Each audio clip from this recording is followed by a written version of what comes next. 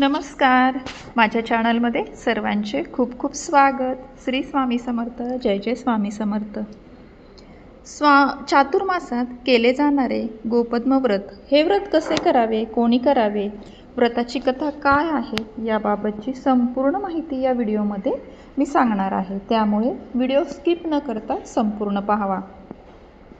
आषाढ महिना सुरू झालेला आहे. शनिवार दिनांक 25 जुलै 2026 रोजी आषाढी एकादशी आहे आणि याच दिवसापासून गोपद्म व्रताला सुरुवात केली जाते आणि कार्तिक एकादशीला याची सांगता केली जाते. 4 महिने चालणारे हे व्रत भगवान श्रीकृष्णांनी आपली बहीण सुभद्रा देवी यांना सांगितले होते. आता हे व्रत करायचं कसं, तर ज्या ठिकाणी आपल्याला हे व्रत करायचं आहे ती जागा स्वच्छ करावी. त्या जागेवरती तांदळाच्या पिठाने किंवा रांगोळीने 33 गोपद्म काढावीत. गोपद्म म्हणजे काय, तर गाईची पावलं. आजकाल याचे साचे देखील मिळतात, त्यामुळे 33 गोपद्म काढणं सोपं जातं.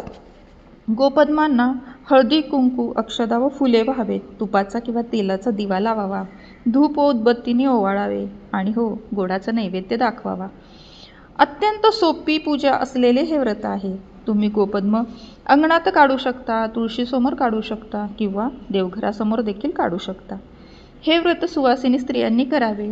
शक्यतो हे व्रत नवविवाहितांनी करावे. पहिली 5 वर्ष करावे असे सांगितले जातात. परंतु हे व्रत ज्यांना करण्याची इच्छा आहे ते सर्वजण करू शकतात.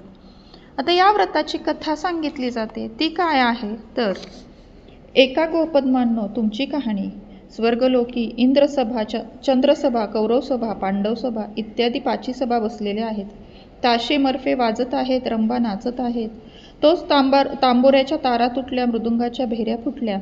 असं झाल्यावर सभेचा हुकूम झाला, करारे हंकारा, पिटारे दंडोरा.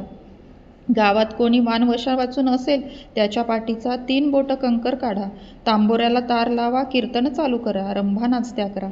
असा हुकूम झाल्यावर कृष्णदेव आपल्या मनात घाबरले आणि बहीण सुभद्रा हिने काही वानवसा केला नसेल असं वाटलं. तेव्हा ते उठले, तिच्याकडे जाऊन चौकशी केली. तिने काही वानवसा केला नाही.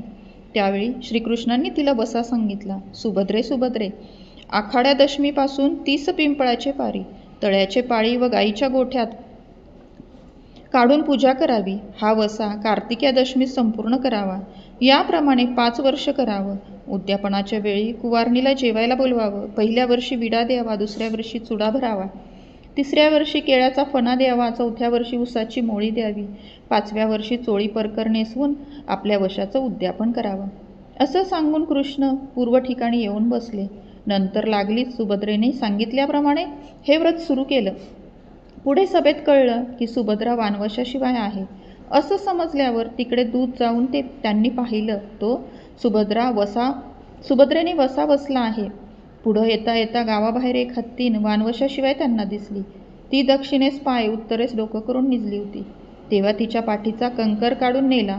नंतर तंबोऱ्याच्या तारा जोडल्या, मृदंगाच्या भेऱ्या वाजत्या केल्या, तशाच रंभा नाचत्या केल्या. जसं ह्या व्रताच्या योगानं सुभद्रेवरचं संकट टळलं, तसं तुमचं आमचं टळो. ही 60 उत्तरांची कहाणी 5 उत्तरी सफळ संपूर्ण. ही होती या व्रताची कथा. या चातुर्मासामध्ये तुम्ही पण हे व्रत नक्की करा. या व्रताबाबत अधिकाधिक लोकांना याची माहिती होण्यासाठी व्हिडिओला शेअर करा. व्हिडिओ आवडल्यास लाईक करा आणि चॅनलवर नवीन असल्यास सबस्क्राईब करा. पुन्हा भेटूया अशा छानशा व्हिडिओसोबत. श्री स्वामी समर्थ. जय जय स्वामी समर्थ.